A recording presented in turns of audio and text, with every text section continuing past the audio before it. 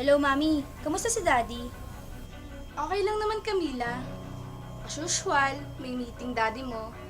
What did you expect? President daddy mo eh. Mami, mamamasya lang naman kami ng mga kaibigan ko. In case na mag-alala si Daddy, 3 weeks lang naman kami. Kasama ko sina Samira at Sabira. Doon kami matutulog kina sa grandma.